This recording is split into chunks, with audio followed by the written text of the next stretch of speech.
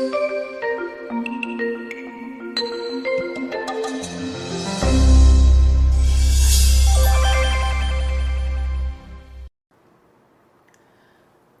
mga nagkakaroon ng spiritual experiences, spiritual activity, leading to religious associations, involvements, and even memberships.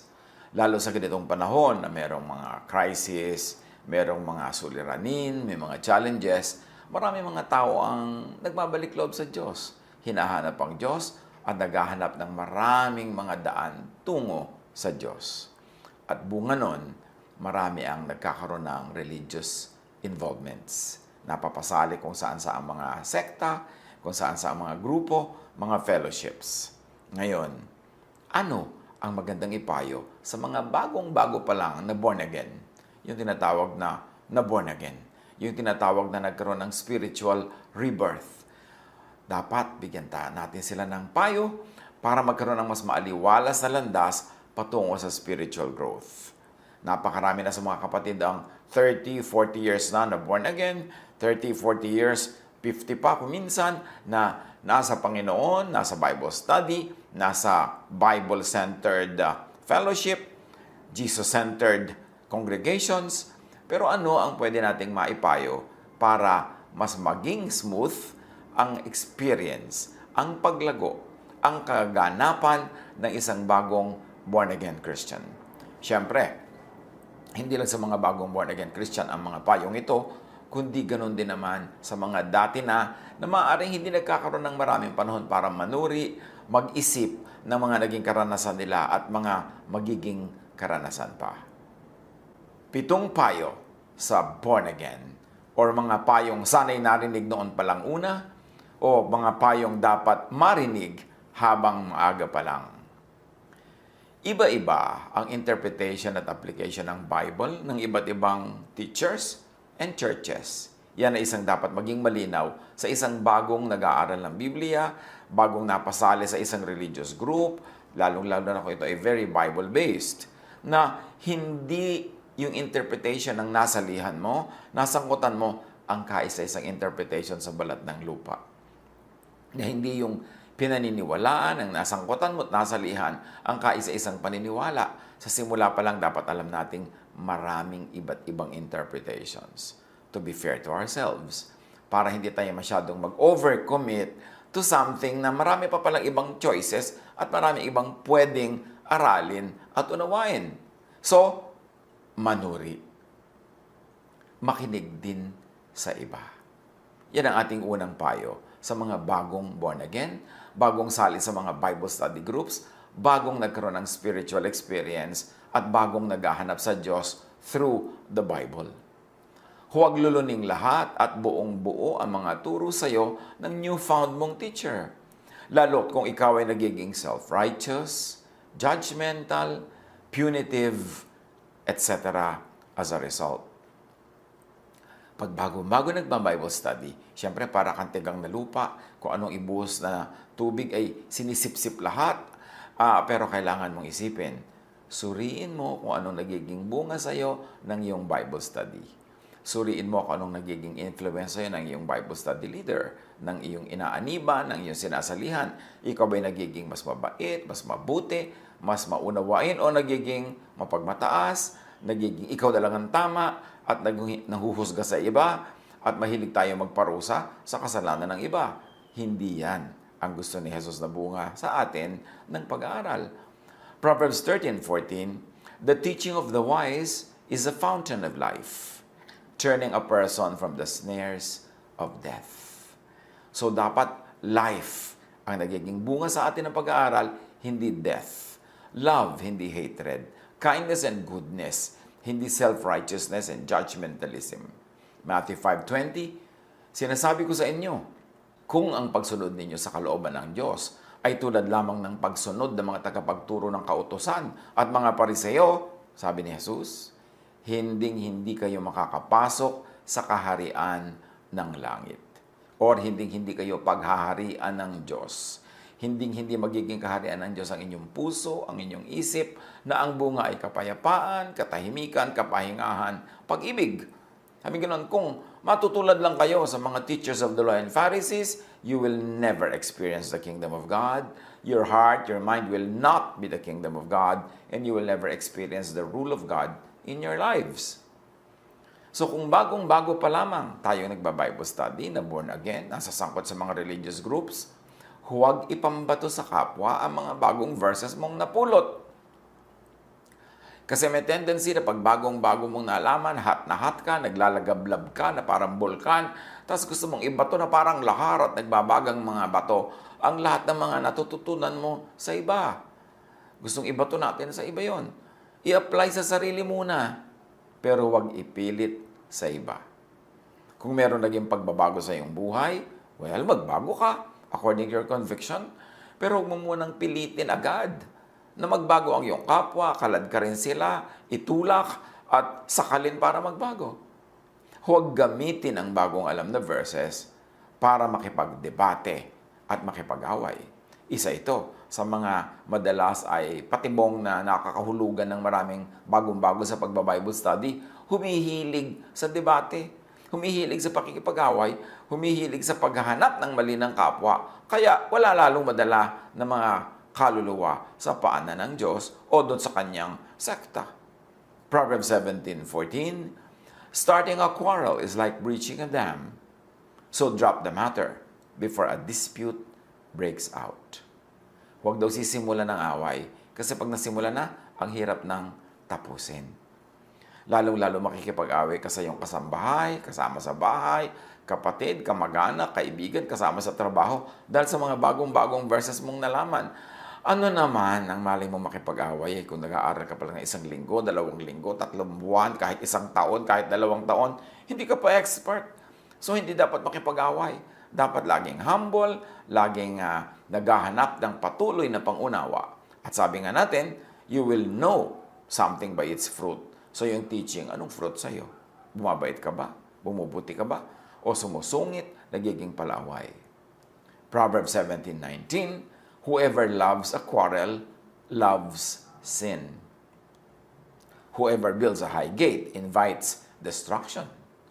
So kung nagsasalita ka ng mataas tungkol sa iyong bagong-bagong pananampalataya, nagsasalita ka ng mataas tungkol sa mga hindi mo naman lubos na uunawaan, naghahamon ka lang ng away noon, naghahanap ka ng gulo at malamang ikaw ay mapahamak o mawalan ka ng spiritual strength and power to bring people to your side of spirituality.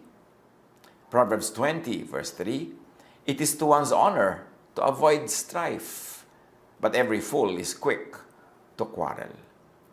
At nakakalungkot, marami mga tao, pag nagsimula silang mag-Bible study, nagsimula silang may malaman na verses, nagiging palaway. Nagiging mataliman dila, madali agad mag-correct ng kapwa, parang ang expert na siya para mag-correct. Yung nalaman naman niya, napulot lang siya na niya sa nagturo sa kanya, hindi pa niya nasuri, hindi pa niya napag-aralan mabuti on his own, pero akala mo talaga, ang galing-galing na, maraming nangyayaring ganyan. Iwasan natin yan. 2 Timothy 2:24, ang lingkod ng Panginoon ay hindi dapat makipag-away.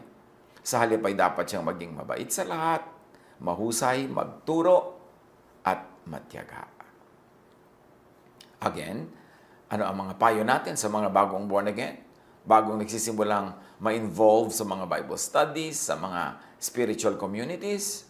Suriin ang naaniban mong grupo kung maka-Pharisees ito. Ano ba yan? Yan yung mga teachers of the law, mga Pharisees, mga religious leaders ng panahon ni Jesus na walang ginigiit kundi yung law, kundi yung pagpaparusa sa mga tinatawag nila makasalanan, yung pagpapairal ng mga batas na sinaunang mga batas na ang nagiging style na nila ay malupit.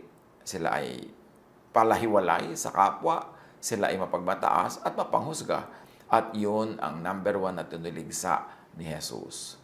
Sadly, maraming modern day Pharisees. Akala natin naubos na sila noong panahon ni Jesus. No, patuloy pa rin silang nabubuhay.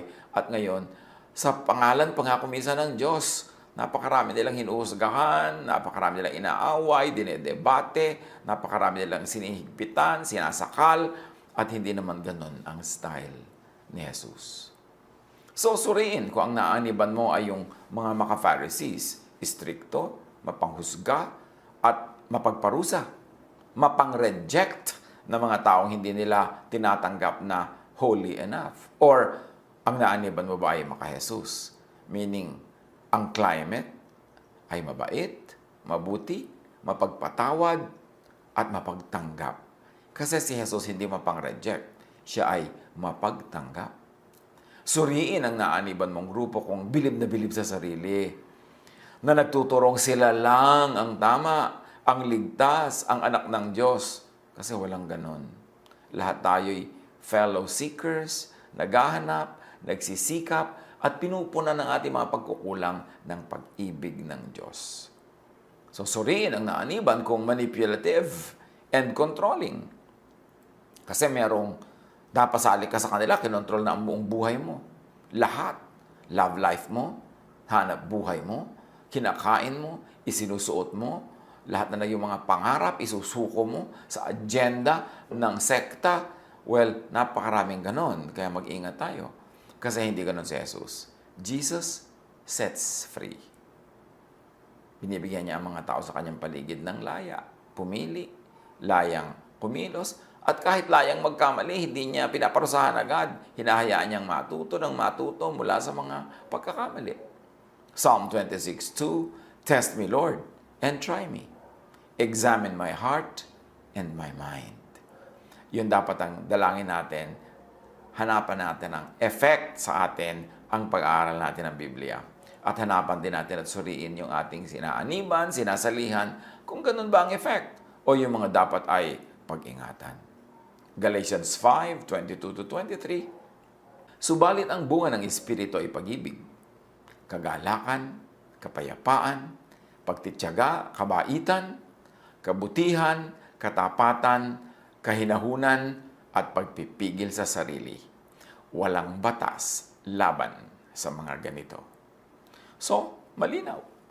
Kailangan ang nagiging bunga sa iyo ng pag-aaral ng Biblia, ng pagsali sa religious groups, pagsali sa mga religious activities, ay ikay nagiging maibigin. Ikaw ay magalakin.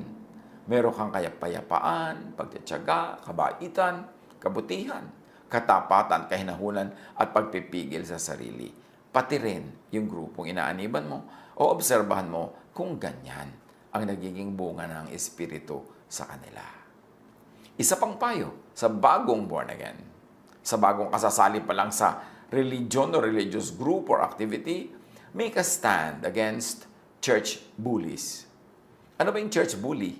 Di ba merong street bully? Yung mga maton dyan, yung mga naggagaling-galingan dyan, tapang-tapangan, na inaapi-api nila yung mga dumadaan, binubugbog nila, sila, hinihinga nila kung minsan ng pera, hinihinga nila ng kung ano-ano, para sila kung sino. Well, meron ding bullies sa church. Yung mga kapwa believers mo lang, pero nang bubuli, pinakikialaman ng personal choices and private life mo. Nagpupulis tungkol sa iyong spiritual, social life. Naninita, nanguhuli, at nanguhusga. May nagpaparusa pa nga, hindi naman sila ang Diyos. Mag-ingat sa mga ganito sa church. Pag bagong sali ka pa lang sa isang group, hindi mo maiiwasan na may bully. Yung pati suot mo, papakialaman niya, didiktahan niya. Si Jesus nga, hindi nang himasok sa ganyang mga bagay. Kung sino ang yung minamahal, sino ang mamahalin mo, ano ang iyong ambisyon, ano ang iyong magiging trabaho, ano ang magiging vocation mo sa buhay, anong kakainin mo. May mga kasama sa church, kasama sa religious activity na ganyan. Huwag kang pumayag na ibuli ka nila. Wala silang karapatan. Your private life is your private life. Akala kasi ng mga una at nagsisimula pa lang mag-Bible study, sumali sa mga Bible study group, part of the deal yun, yung isusuko nila ang lahat-lahat nila sa kapwa lang naman nila believer, sa kapwa nila member, sa kapwa nila member na medyo matagal-tagal lang doon, nagkaroon ng konting position, parang kung sino ng mga maton. Kailangan keep your freedom. Jesus died to set you free. Hindi part ng spirituality ang maging doormat. Hindi part ng spirituality ang magpaapi at magpakontrol sa iba. Akala kasi nila, ng iba, kasali yon sa pagiging mabuti at mabait. John 13:34-35. Isang bagong utos ang ibinibigay ko sa inyo ngayon, sabi ni Jesus. Magmahalan kayo. Kung paano ko kayo minahal, Gayon din naman, magmahalan kayo. Kung kayo'y may pagmamahal sa isa't isa, makikilala ng lahat na kayo'y mga alagad ko. So, titingnan natin kung sa sinasalihan ba natin na grupo, matapos tayong ma-born again, matapos tayong maghanap sa Diyos, matapos tayong ma-interest sa Bible, ang nasalihan ba natin ay nagmamahalan. Kumisan, huwag tayong papadaya. Meron talagang pagmamahalan. Maganda ang samahan. Pero only within the group. Tapos kalaban nila yung ibang group. Parang kumisan yung mga fraternity, brad, kunwari dun sa loob ng grupo, pero war sila sa ibang groups. Meron ding mga ganyang spiritual and religious communities. Love, kunwari within the group, tulong-tulungan, mahalan, pero kalaban nila ibang group. Wala silang ginagawa kundi pintasan ng ibang group at pagtawanan, libakin ng ibang group. Hindi yun ang love of Jesus. Kailangan tayong manuri.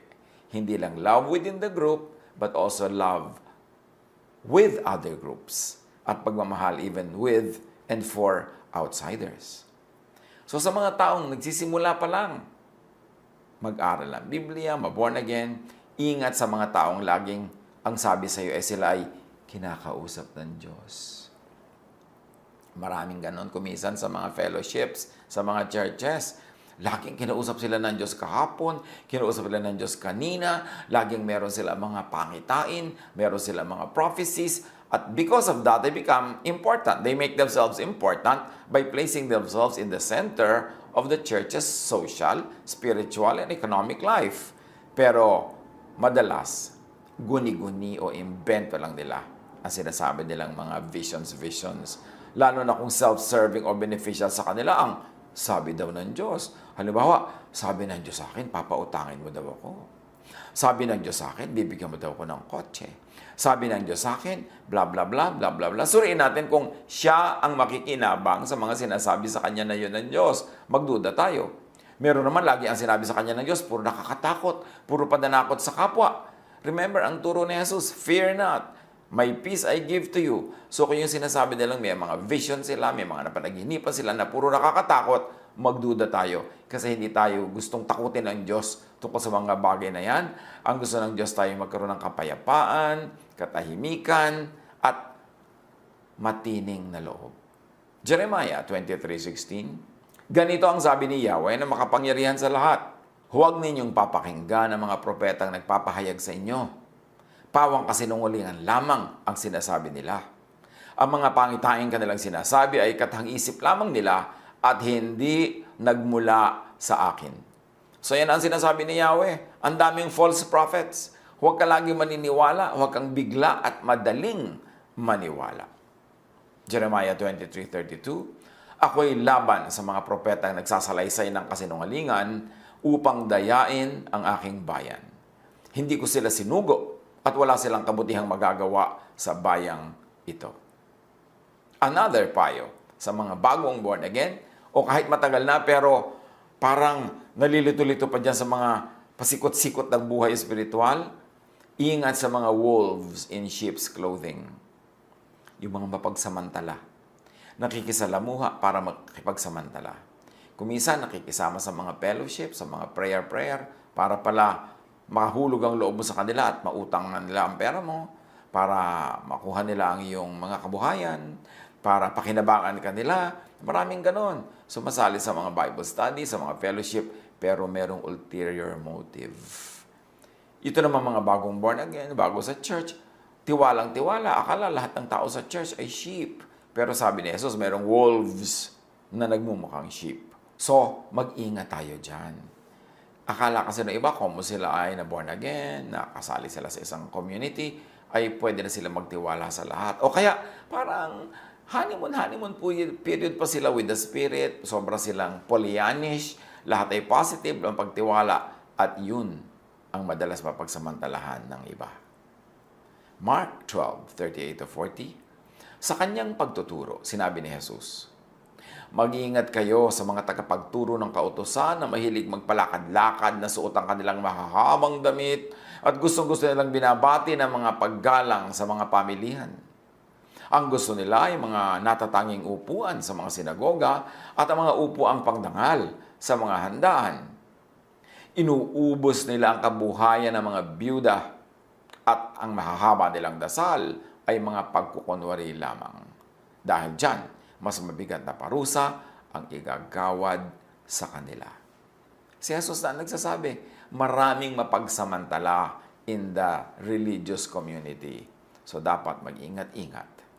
At ang ikapito, sa pitong payo natin ngayon sa mga bagong born again o mga dati na pero madalas pa ring malito o maisahan, ingat sa business partnerships with the kapatiran.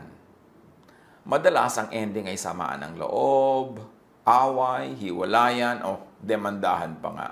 Nangyayari yan.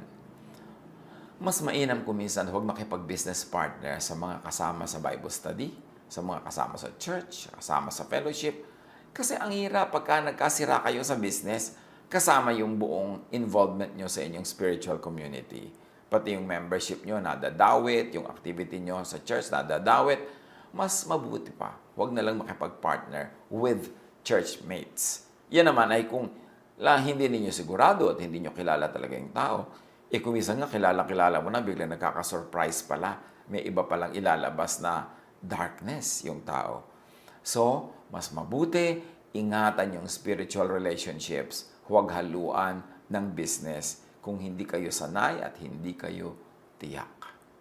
Ingat lang para lumago sa pananalig ng may kasiyahan, balance, at kapayapaan. Do not be the one who shakes hands in pledge or puts up security for debts. Isa itong paalala sa mga mahilig mag-guarantee ng utang, sa mahilig mga sumalo at sumagot sa utang ng may utang, tapos hindi naman siya nababayaran, nagkakasira sila, nagkakagalit din lang. Sabi, ingat, mas mabuti pa huwag mong gagawin ang mga bagay na ganyan. Of course, this is very specific tungkol sa pag-guarantee sa utang ng may utang, but it could be stretched to mean business transactions, financial transactions. Hanggat maaari, huwag isali ito sa iyong spiritual relationships. Dahil pag nagkaroon ng problema, nagkaroon ng aberya, ang mangyayari, pati yung spiritual relationship and activities, nadadamay. Masarap ma-born again. Masarap maging member ng isang community, masarap maging active member ng isang study group, pero tandaan lang ang mga lessons learned in a bitter way, in a sad way, by many who have gone before us. Let us learn from their experiences para ang ating magiging journey, spiritual journey, religious journey, ay maging pleasant. Let us minimize the pain. Let us maximize the joy and pleasure of our spirituality, and let us do the most good. Mag-ingat. Learn from the experiences of others. Happy new life in Jesus. God bless us all.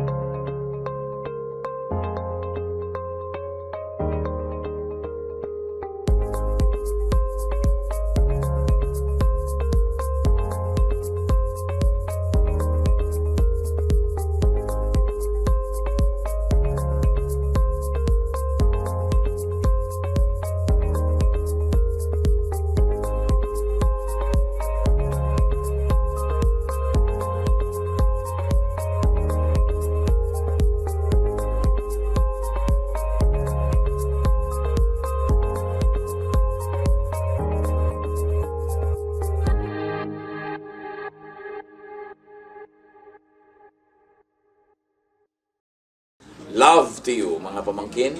Dito tayo mag-aral ng salita ng Diyos. Dito tayo mag-aral ng mga practical na bagay, magdalanginan para sa isa't isa, makinig ng mga mensahe, at dito tayo magsasama-sama spiritually sa ating official Ed Lapis YouTube channel na ang address ay Sabi ni Kuya Ed.